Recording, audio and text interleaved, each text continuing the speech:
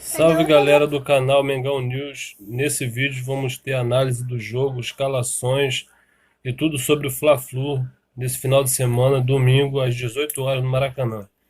Peço a você que se inscreva no canal, deixe seu like e fique com... Porque de fato ele vive um momento, ele está abalado claramente.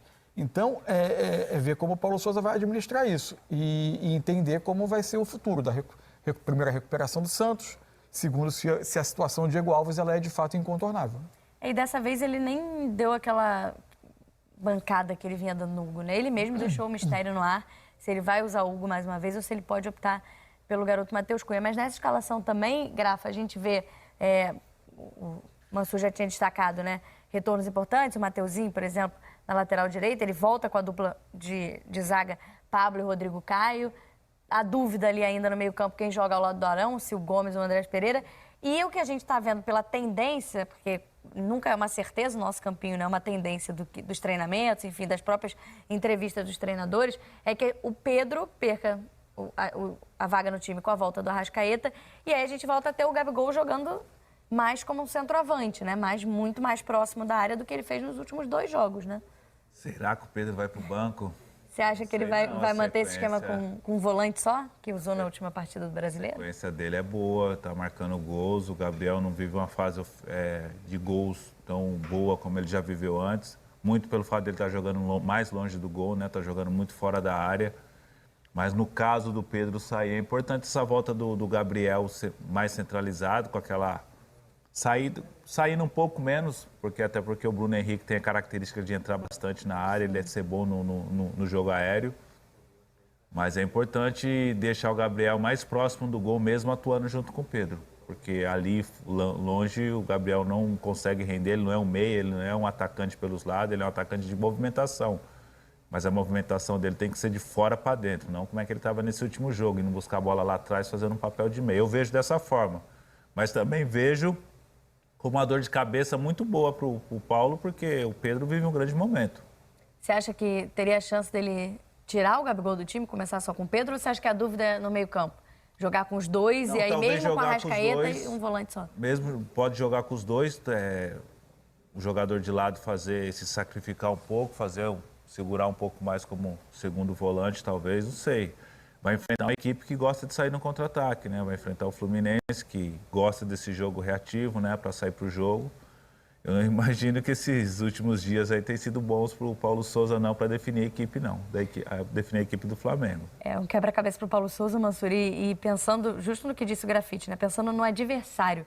Como que você imagina? Você acha que esse campinho tá levando em consideração, porque ele terá um Fluminense pela frente, que não é uma equipe que joga tão atrás como o Flamengo enfrentou nas últimas partidas, e aí teve essa possibilidade do Gabigol. Eu acho que a gente tem uma interrogação também sobre o comportamento do Fluminense, né? Desde que o Diniz assume o Fluminense, e aí a gente vai entender quando o trabalho... Porque a gente começa a avaliar trabalhos por recortes muito pequenos no Brasil. Treinadores entram no meio da temporada, entram com a temporada em andamento, colocam o time em campo e vão tentando adaptar as suas ideias também ao contexto e às circunstâncias. O Fernando Diniz tem feito o Fluminense defender muito mais perto do seu gol, com mais frequência do que fazia habitualmente nos seus trabalhos. Não dá para dizer hoje que seja uma transformação de visão de futebol dele, porque pode e faz todo sentido que seja uma adaptação às circunstâncias. Com muito pouco tempo de trabalho, enfrentando muitas vezes adversários muito mais consolidados do que esse Fluminense.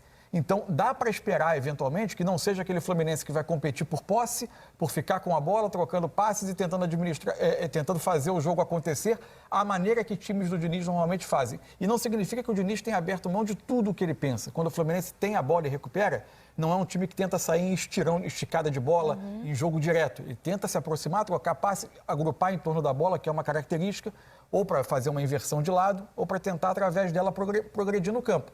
Mas é um time que tem, contra adversários consolidados, poderio técnico alto, defendido por vezes mais atrás. E acho que isso deve estar na cabeça do Paulo Sousa, olhando os últimos jogos do Fluminense. Eu acho que a questão Pedro Gabigol ela ainda é desafiadora para todos os treinadores do Flamengo. Até hoje não se conseguiu fazer com que as circunstâncias... Porque se você olha na teoria, você tem um atacante como o Pedro, que gosta da área... E que é melhor finalizador. Que é bom finalizador. E outro que gosta da mobilidade, do movimento, que é o Gabriel. Em tese, seria um casamento possível. Mas num 4-4-2, talvez. Mas o que não se conseguiu fazer, mas o que eu acho que não se conseguiu ainda encontrar, porque é atender à especificidade do Gabigol. Porque o Gabigol é um jogador que gosta da movimentação para... Você manter o Gabigol preso como um 9, ele não é exatamente um 9. Manter o Gabigol aberto na ponta, ele não é um ponta. O Gabigol é um atacante de mobilidade que gosta de vir para o lado do campo ou se afastar da linha defensiva, participar da construção e eventualmente atacar espaço. Ele é ótimo atacando espaço. Quando ele fazia a dupla com o Bruno Henrique, talvez o melhor companheiro que ele já teve na carreira, o Bruno Henrique talvez tenha entendido como ninguém a movimentação do Gabigol. Porque o Bruno Henrique também fazia o movimento de sair da linha defensiva e abrir espaço para o Gabigol infiltrar. E, por vezes, quando o Gabigol saía, o Bruno Henrique fazia uma diagonal e a jogada saía quase que automática. O passe do Gabigol para o segundo pau e o Bruno Henrique entrando para finalizar. Com o Pedro, tem acontecido muito do Pedro fazer... O Pedro se posiciona entre os zagueiros, ataca, por vezes, a profundidade, se coloca como um jogador do último toque, mas raramente faz um movimento de abertura de espaço para a infiltração do Gabigol. Quando o Gabigol vai tentar infiltrar, ele encontra o espaço ocupado. No último jogo do Flamengo contra o Cristal, além do Pedro, tinha o Marinho pelo lado direito. O Gabigol gosta muito de sair da área e vir no lado direito. Ele muitas vezes encontrava não só o espaço na área ocupado pelo Pedro, como o espaço na direita ocupado pelo Marinho. O funcionamento não foi natural.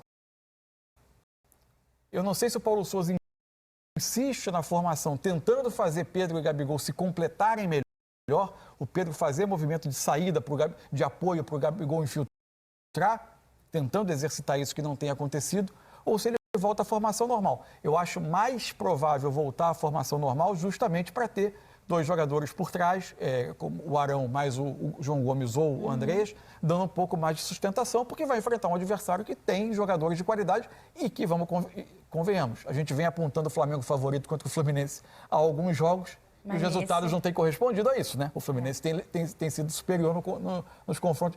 No superior, não digo em qualidade de jogo, mas em resultados nos confrontos recentes. Na final do estadual foi muito superior o Fluminense. Sim, a gente tem até a sequência, mas deixa a gente voltar num ponto que você falou. Já a gente coloca a sequência dos últimos confrontos entre Flamengo e Fluminense, mas com o campinho do Fluminense, porque o ponto que levantou o Mansur em relação a dúvidas em relação a como o Fluminense vai jogar essa partida, está inclusive no campinho, porque o Fluminense chegou hoje de manhã da Bolívia, depois de um 10-1, vai treinar possivelmente só amanhã de manhã, assim, com todos os jogadores à disposição. O Diniz deve fazer, né, Grafa, aquele muito mais papo e uma jogada ensaiada ou outra, provavelmente. Então, o campinho mesmo é uma dúvida, diria que integral. A gente só sabe que o Nino continua desfalcando, o Pineda continuam sendo desfalques, mas a gente imagina que ele volte com esse campinho que é o Fluminense que veio sendo a base titular do Diniz nos últimos jogos. Mas é uma dúvida, né? O Diniz não gosta muito de mexer na equipe, né? Ele tem esse histórico já de não mexer muito na equipe. O que deve estar pesando muito para ele nesse momento é a recuperação dos jogadores. Como é que eles estarão amanhã no treinamento de amanhã pela manhã, com certeza pela manhã. Não sei, né? Mas normalmente é pela manhã. Como eles vão se recuperar até o horário do jogo? O Diniz só vai definir os jogadores, esses 11 titulares, minutos antes do jogo, na pré-eleição no hotel. Mas a tendência é que ele poupe um ou dois ali do meio campo, ali o da zaga, para entrar no decorrer do jogo também, para não ter para não perder os jogadores numa condição física muito grande dentro da partida, porque a gente sabe a intensidade que o Flamengo joga, mesmo o Flamengo não tendo bons resultados contra o Fluminense nos últimos jogos, mas está sempre em cima, sempre pressionando. E o Diniz vai precisar muito da carga física, da condição física para segurar esse ímpeto do Flamengo e tentar vencer o jogo. E Grafo, viagem à parte também, ele tem os jogadores titulares, na sua maioria, descansados, né? O time que jogou na Bolívia era um time muito diferente do habitual, né? Agora, tem a questão da viagem. Ele montou o time na Bolívia já pensando no mas Flamengo. levou os titulares, né? Como você está falando, ele leva para a Bolívia. Só que é uma viagem muito desgastante, é uma viagem muito longa. O Cano foi quem jogou mais, né? Porque foi titular, fez os 3 gols. Enfim, não só o Cano, porque a gente teve 3 gols dele e teve do Matheus Martins também. Foi uma novidade na escalação, garoto que jogou muito pouco. Primeiro jogou como titular, acho que na temporada. Mas vale a pena olhar para esse jogador. Né? Não para dizer que ele vai ser titular agora, mas na dificuldade que o Fluminense tem de jogador de lado, jogador que enfrenta a marcação, que possa dar soluções, por vezes, no 1 contra 1, porque a saída do Luiz Henrique vai impactar demais isso, em breve, o Fluminense. A não ser que haja uma reposição. esse jogador pode ganhar gradativamente na temporada mais minutos, né? É um jogador para ser observado. Luiz Henrique está na nossa escalação provável, imaginando que ele use esse time que vem sendo a base nas últimas partidas, a base do time titular, claro, né? Porque a gente lembrou contra o Oriente Petroleiro ontem, era um time basicamente reserva. Deve ter a volta do Felipe Melo, continua sem o Nino e o Pineda, mas deve ter a volta do Felipe Melo, quer dizer, estará à disposição, né? Não vem a dúvida é se começa jogando mal. É uma questão para o Diniz pensar, porque se fala muito que o Wellington e o André não são tão complementares, são jogadores parecidos. Eu acho que eles têm características diferentes que eles podem até formar uma dupla. Talvez não seja, na formação do imaginário do torcedor, a dupla dos sonhos, mas eles têm tido um funcionamento dentro do que o Fluminense vem propondo nesses jogos muito bom, muito bons. E o Wellington, inclusive, tem contribuído com passes com passes é o que se espera menos do Wellington. Se espera exato. mais desarmes do que, de repente, uma construção de jogada, né? Mas tem o lado do Felipe, tem o lado Claro. técnico também, Sim. e o lado psicológico também, como o Felipe atua nesses jogos, né? Que é uma situação importante também. É verdade, cresce muito nesse tipo de jogo, né? Cresce muito nesse tipo de jogo. Mas tem dois lados, ou ele cresce ou ele é expulso. Tem esse lado também. E o fato do Que é ritmo de jogo também vai pesar bastante, né? Algum tempo sem jogar já, o ritmo de jogo pesa bastante. Talvez ele nem comece. Ele possa ter essa dúvida, mas o normal seria o Felipe começar no banco e entrar no decorrer da partida. Vamos mostrar a sequência de resultados desses últimos clássicos dos Fla-Flus, porque, de fato, a gente vem apontando o Flamengo pelo elenco e tem sido assim nos campeonatos como favorito, mas a verdade é que nos últimos 10 jogos o Fluminense venceu 6, o Flamengo só venceu 2 e tivemos 2 empates. Então, a superioridade de resultado do Fluminense é muito grande. O Paulo Souza, por exemplo, desde que assumiu o Flamengo, nunca venceu o Fluminense. Teve os confrontos pelo Campeonato Carioca, que inclusive em desempenho, né? O Fluminense teve... Houve alguns desses confrontos, o Fluminense não dominou as ações e conseguiu encontrar o resultado no fim dos jogos. No estadual, acho que foi a grande diferença. Porque aí o Fluminense foi realmente... No segundo jogo, o Fluminense foi dominante. E o nosso diretor Sardinha está falando aqui, desde 2019, o time que mais derrotou o Flamengo, que mais superou o Flamengo, foi justamente o Fluminense. Então tem sido uma pedrinha aí no sapato, de fato, do rubro-negro. E tem a sequência do próprio Diniz, que está invicto desde que assumiu o comando do Fluminense. A gente tem os números do Diniz primeiro, são 7 jogos, com o jogo de ontem, né, claro, 5 vitórias, 2 empates e nenhuma derrota até aqui. São 5 jogos desses 7, né? Fora de casa, e 2 jogos apenas jogando em casa e 81% de aproveitamento. E jogos de nível de exigência. Colômbia. Jogou com o Palmeiras fora e empatou. Jogou com o Curitiba fora. Esse jogo acabou tomando a virada, né? Curitiba não, Fortaleza. Jogou com Fortaleza fora e ganhou. Curitiba foi Fortaleza. Tem os jogos. É impressionante. O Curitiba, o Curitiba ainda não era o Diniz, né? Não, foi o Marcão, né? Isso, perfeito. É impressionante esse dado. Com 5 jogos fora e uma sequência de aproveitamento alto. Dá pra gente ver qual é a sequência, qual foi essa sequência, até para ilustrar o que vocês estão dizendo desses resultados, desses 5 jogos fora de casa, né, do Fluminense nessa sequência de 7 partidas com o Diniz.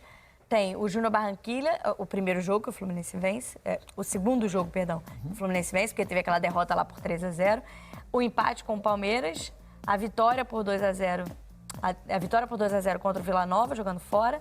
Aí em casa, vencendo o Atlético Paranaense. Pela Sul-Americana, a gente virando a página aí, Sul-Americana, União Santa Fé e Fluminense 0-0, que foi o jogo que doeu pro torcedor, porque foi esse que fez o Fluminense ser eliminado da Sul-Americana, né? A vitória em cima do Fortaleza na última rodada do Brasileirão e o jogo de ontem, os 10-1, o 10-1 histórico e impressionante do Fluminense. Mas, de fato, é um dado bem interessante de ter além da superioridade, mas de ter o Diniz nessa sequência de invencibilidade jogado muito mais fora de casa. Você acha que, não sei se pelos números exatamente, mas pelo momento também, Grafite, dessa vez a gente aponta o Flu favorito pelo último resultado, ainda com reservas ou não? Ainda é bem equilibrado ou o Flamengo ainda é favorito? Eu acho que tem um equilíbrio muito grande, né? Muito pelo histórico, né, do Fluminense ter vencido as últimas partidas, o momento de instabilidade que o Flamengo vence também, olhando a qualidade do elenco do Flamengo, tem muito mais opções para vencer a partida individual e coletiva. Mas eu acho que chega bem equilibrado para esse jogo, né? Não dá para apontar um favorito, lógico. Flamengo vai ser favorito na grande maioria com os adversários no Brasil hoje pela qualidade do elenco que tem. Mas eu acho que chega muito equilibrado para esse confronto. E um fato importante de sair do Diniz, né, essa mudança de característica, né? O Diniz sempre se caracterizou por um treinador que gostava de ter a bola, que marcava gols, mas que tomava muito gols também, né? Sim. E hoje não, hoje a equipe do Fluminense é muito sólida, né? Defensivamente, defende bem e está conseguindo produzir ofensivamente. O Cano vive um grande momento, ou seja, é uma mudança de estilo do Diniz. Porque eu lembro quando ele saiu do Atlético Paranaense, era a equipe que tinha bola, só que não tinha consistência defensiva. Aí o Thiago Nunes assumiu, deu uma consistência defensiva, equilibrada e a equipe subiu de produção. No próprio São Paulo, depois a saída dele, a chegada do Crespo. É uma crítica que veio se somando a sequência de trabalhos do Diniz, né? A questão defensiva dos times. Eu acho que ele está evoluindo nessa parte, assim, eu acho importante, que é um treinador que eu gosto muito, acredito muito no trabalho inovador dele. E é importante ele se reciclar, se renovar, saber onde ele está cometendo alguns equívocos ou erros, assim, vamos dizer assim, e consegue melhorar o seu processo natural como treinador, como pessoa, e melhorar a equipe do Fluminense. Um domingo, 6 horas da noite, Premier, tem Fla-Flu. Estaremos acompanhando. Depois, claro, vai ter tudo sobre o Fla-Flu também no Troca de Passes do domingo.